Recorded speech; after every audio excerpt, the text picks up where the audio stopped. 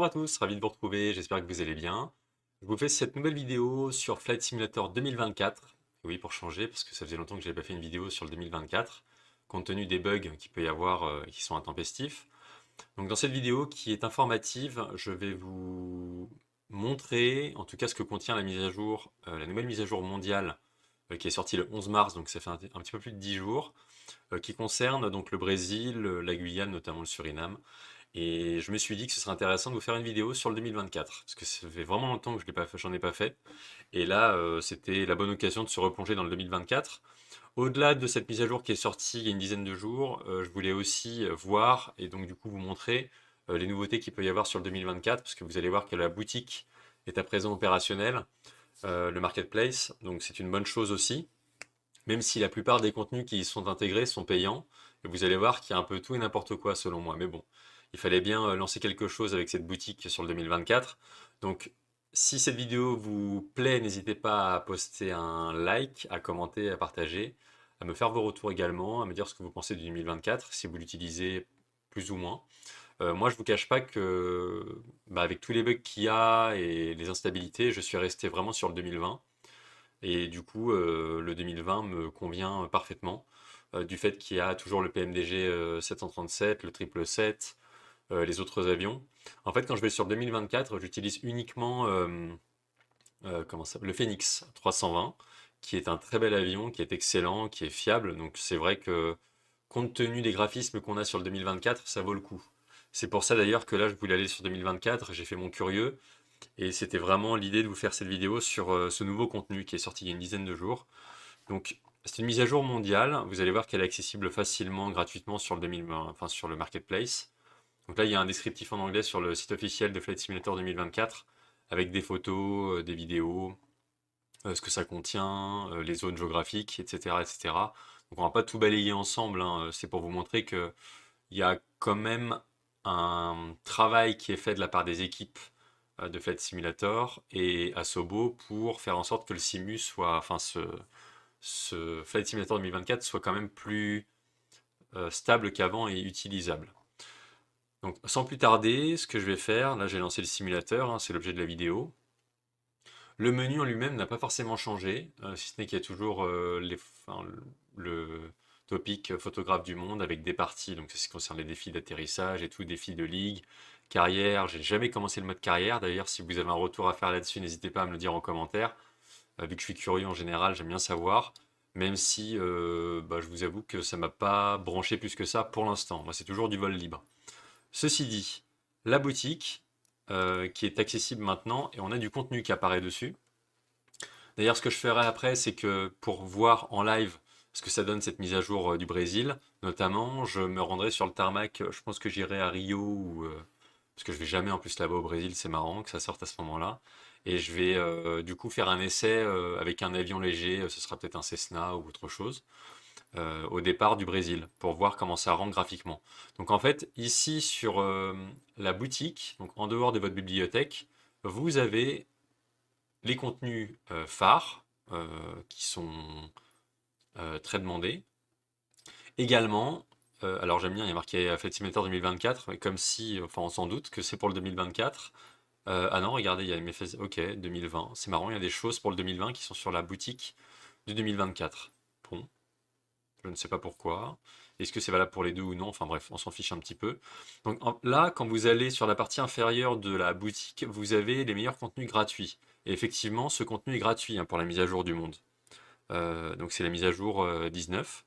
Donc ici, vous avez tout simplement à cliquer. C'est comme pour le 2020. Vous avez un descriptif à nouveau, comme ce qui était indiqué sur le site officiel juste avant. Et vous avez un onglet qui apparaît normalement ici avec télécharger, obtenir le téléchargement. Vous voyez que c'est quand même bien noté, mais c'est la force de ce 2024, hein, c'est les graphismes, au détriment du reste. C'est dommage de ne pas avoir des graphismes un peu moins plus légers et d'avoir un système de pilotage qui soit quand même plus fiable. Donc on a toujours des vidéos, des photos, enfin des photos surtout, qui rendent super bien. On peut pas zoomer, mais on voit que graphiquement parlant, c'est autre chose. C'est un autre moteur graphique. On s'en rend compte tout de suite et ça rend super bien, ne serait-ce qu'en photo sur la marketplace, sur le marketplace. Donc ça pèse de 13 gigas. Donc ceci dit, bah, plus il y aura, encore une fois, plus on va avancer, plus on aura des mises à jour. Donc il faut bien surveiller votre espace disque. D'ailleurs, j'ai pas mal de questions sur l'installation de Flight Simulator 2024 ou même 2020, sur notamment le disque dur, le C, le D, etc. et sur des disques type SSD NVMe. Moi, je ne vous cache pas que j'ai installé les deux simus, les deux jeux, sur un disque dur SSD, un disque SSD NVMe. Pourquoi? Parce que le démarrage est beaucoup plus rapide, c'est plus fluide, c'est plus adapté, et compte tenu de tout ce qu'il y a à charger dans le simu, enfin dans le jeu, avec tous les éléments du community, du dossier de communauté, je ne vous cache pas que si vous pouvez l'installer sur un SSD NVMe, ce sera beaucoup plus rapide pour vous. Et notamment, vous n'aurez plus de lag à l'atterrissage quand les roues touchent le sol. Et ça aussi, c'était un gros point c'était un gros frein que j'avais avant. Et du coup, j'ai réussi à le régler avec cette histoire de SSD NVMe. Et c'est pour ça que ça fait toute la différence. Bref, parenthèse refermée sur le matériel. Cette mise à jour est donc gratos, rien de plus simple pour l'installer. Ensuite, ce qu'on peut voir également, c'est alors les librairies, entre guillemets, ça c'est un peu comme Explain, c'est des librairies qui sont gratuites, Emerald Object et UK 2000 Common. Alors je pense que ça rajoute des animations comme ça avec des avions qui sont garés et tout. Bon, ça pèse pas grand-chose, mais moi je l'ai pas installé. Je sais que des fois il y a des scènes qui requièrent ces librairies, un peu comme Explain. Donc c'est presque 4 gigas. Bon, je vois pas trop l'intérêt en tout cas. Moi je fais tourner toutes mes scènes quand même sans ces librairies-là, et ça fonctionne très très bien. Ensuite, donc, la bonne chose, si jamais on est tenté, c'est de pouvoir upgrader le simulateur, le jeu, et de passer sur la version aviateur. C'est une chose que je ne vais pas faire parce que je me contente très bien de ce que j'ai aujourd'hui, et je ne vous cache pas que lâcher 165 balles, c'est pas forcément ce qui m'intéresse. Et ensuite, on a bah, voilà, des add-ons par-ci par-là. Alors, 6 euros pour des pré-réglages de météo, 10 euros pour améliorer le marquage au sol des aéroports avec des améliorations graphiques. Vous voyez qu'il y a en fait pas mal de choses qu'on peut rajouter par-ci par-là, mais ça peut vite revenir assez cher. Et après, on a des scènes, voilà, des choses les mieux notées. Euh, Moi, je prends rien de tout ça en fait, hein. Flight Deck, Perfect Flight, je sais même pas ce que c'est. Landing Challenge. Bon, on peut acheter des Landing Challenge. Je trouve que c'est quand même un peu dommage de mettre ces contenus-là qui soient payants. J'ai quelque chose que je t'enregistre. Ouais, c'est bon. C'est dommage de mettre des contenus payants comme ça. Je trouve que payer un challenge d'atterrissage en Suisse à 13 balles, on dirait que c'est vraiment pour pousser à la consommation un petit peu tout ça, hein. C'est marketing. Bon, après, il y a des livrets pour le Boeing 737 MAX à Sobo. Je vous cache pas que cet avion-là, je l'ai essayé une ou deux fois et j'ai lâché l'affaire parce que quand on a sur le 2020 du PMDG 737 nouvelle génération, quand on a du iFly en Max 737 Max et qu'on a du Boeing quand même à gogo sur le 2020, je vous cache pas que moi perso mon avis c'est j'y touche même pas à ça. Donc idem, on a à la fois pour les aéroports et pour les voies de circulation, les taxiways hein, sur les aéroports. Et en fait, on a tout répertorié avec des onglets. Moi, je trouve que le menu est plutôt pas mal. C'est bien foutu, c'est fluide. Je trouve que c'est agréable. Enfin, ça change du 2020. Bref, voilà. Quoi d'autre en nouveauté? Écoutez, pas grand-chose, je pense. Si ce n'est qu'au niveau des options, c'est ça que je voulais regarder. Ah, je suis en super résolution. Oh, je mets FSR, moi, tiens. Voilà. Je sais pas pourquoi c'était mis en.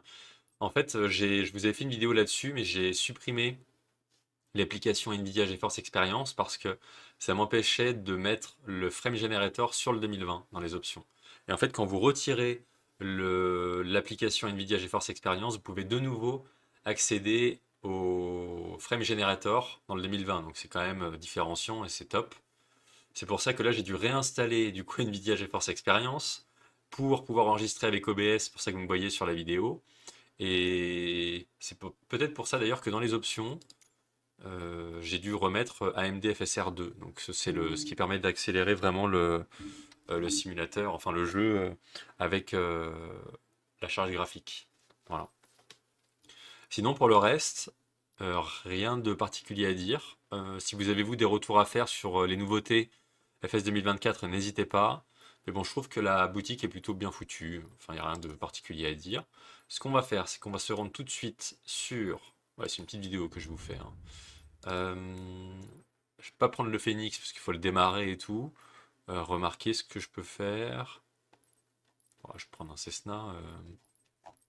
C'est où? On va même prendre, tiens, F-18.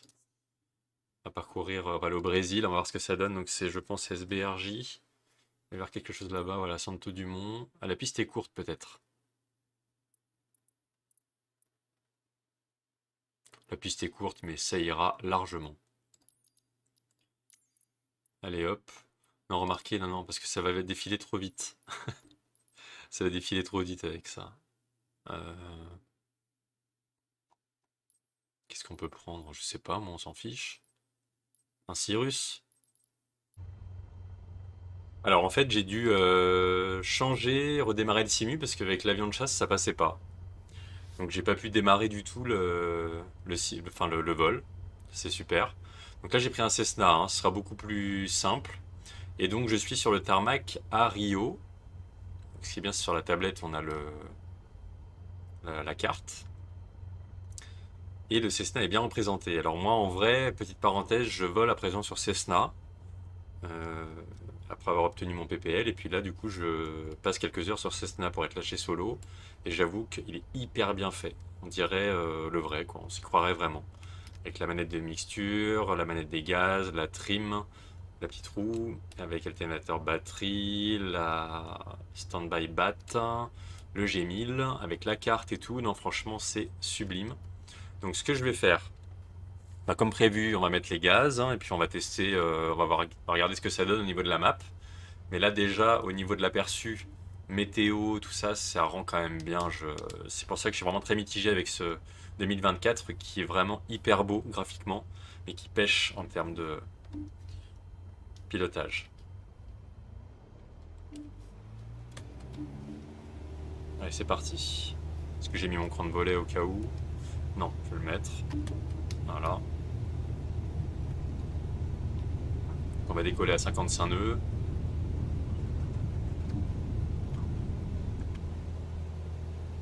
Alors, comment ça se présente pour... Alors déjà, il y a les textures qui chargent en bas à gauche, vous voyez, qui se retirent. Je sais pas si c'est fait exprès ou pas. Bon, c'est un peu chiant. Ce que je voulais faire, c'est une vue personnalisée. Ah, là-bas, c'est beau par contre. Là, c'est très très beau. On va mettre 4. Hop. Voilà, comme ça, j'ai ma vue. J'ai la trim sur la manette. Ah, c'est vraiment joli. Ça donne envie de partir au Brésil et de voler là-bas. Je vais prendre un virage ici, puisqu'on va pas se taper la montagne en face, ce serait con. Plutôt stable, j'avoue. La différence, ça me permet aussi de faire une parenthèse que... Rentrer les volets. Que sur le 2020, les avions légers sont hyper sensibles, pour ne pas dire trop. Et là, pour le coup, je suis agréablement surpris sur le 2024 avec le Cessna que je n'ai jamais touché et qui est très plaisant à piloter, qui est stable. Alors, peut-être qu'au niveau de la météo, ça y fait aussi pour quelque chose, hein, je ne sais pas. Bon, ça, remarquez, ça bouge pas mal. Mais je trouve que c'est magnifique en bas là, la plage et tout.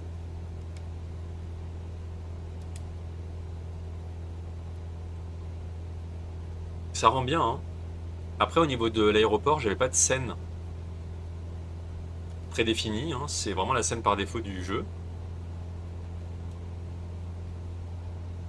Ça rend super bien, je suis vraiment ébloui, positivement parlant, hein. On va réduire un peu la puissance, hein, de croisière sur le Cessna, on va plutôt passer à 2450 tours. Voilà. Le régime moteur est ici, hein, le nombre de tours. Pas faire trop brûler, enfin brûler, chauffer le moteur quand même.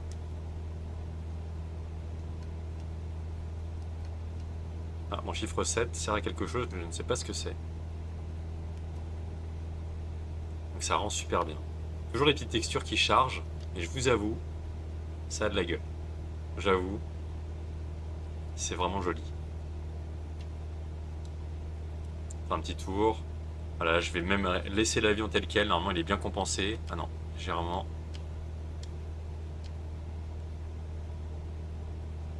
Peut-être ça marche pas, alors je vais utiliser la roue qui est sur mon throttle. Voilà. Vous voyez, il pique. Donc c'est assez sensible au niveau de la trim. Sinon, je pense qu'on peut essayer de toucher, de régler ici la roue. Oula, là, je cabre complètement. C'est assez sensible, hein. Voilà. Voilà, ça me paraît bien, hein, c'est stable. On s'y croirait, vraiment. On s'y croirait, c'est absolument magnifique. Bien cette mise à jour, ça va peut-être donner envie de voler au Brésil à présent. Ce que je vais faire, je vais faire apparaître le Flight Director avec un AP, un pilote auto. Je vais passer en mode heading.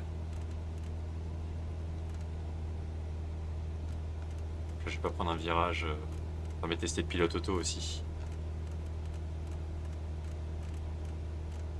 Alors, on va prendre un virage, un cap ouest 270. Heading.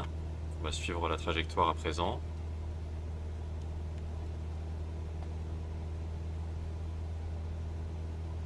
Vraiment joli. Là on a 3000 pieds, donc logiquement je devrais attendre un peu avant d'appauvrir le mélange ici, hein. On n'a pas trop consommé non plus de carburant. De l'extérieur.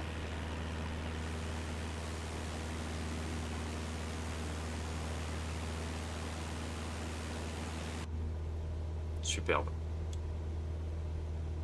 Je vais programmer ça. On va aller 4000. Molette extérieure, c'est les milliers.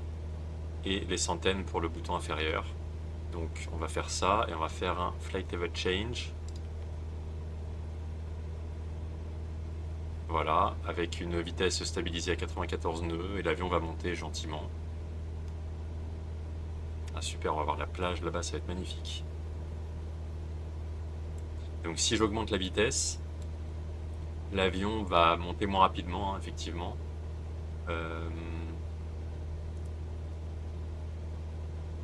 En course.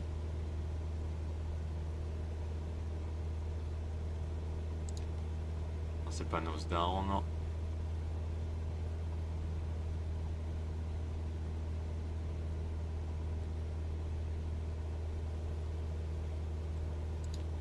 Ah si, voilà, ça permet d'augmenter la vitesse, c'est bien ce que je me disais. Là on va rester à cette config là, on est plutôt bien. Donc oui voilà, après c'est pas le but de faire un truc sur Cessna, mais je trouve que ça rend vraiment bien là, c'est magnifique. C'est magnifique, franchement, il manque l'appareil photo et puis c'est bon, hein. Bon, les turbulences, je trouve un peu... l'avion a tendance à gigoter bizarrement, mais bon, ça va. Ça rend super bien, c'est magnifique. Magnifique, franchement. Je vais continuer à prendre un cap le long de la plage. Voilà, plein ouest.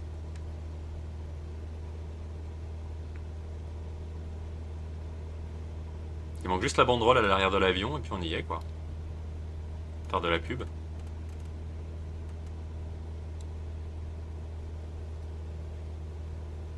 Parce que je vais faire un vertical speed sinon.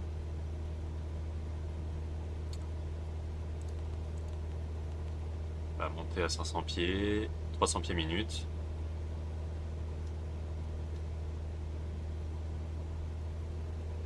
Je peux passer à 2430 tours, voilà.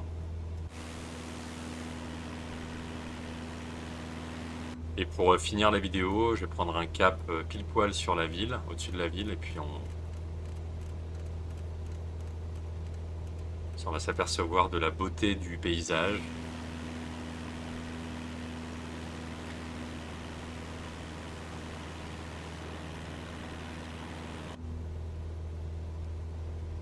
Donc vraiment agréable, hein, Je vous invite à voler au Brésil si vous le faites pas souvent, comme moi par exemple.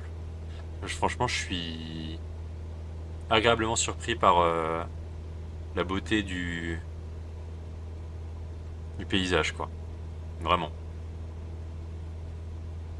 Ça rend super bien. Ce que je peux faire ici, je pense que c'est PFD, Wind, option 1, 2, 3. Voilà, avec la provenance et l'intensité.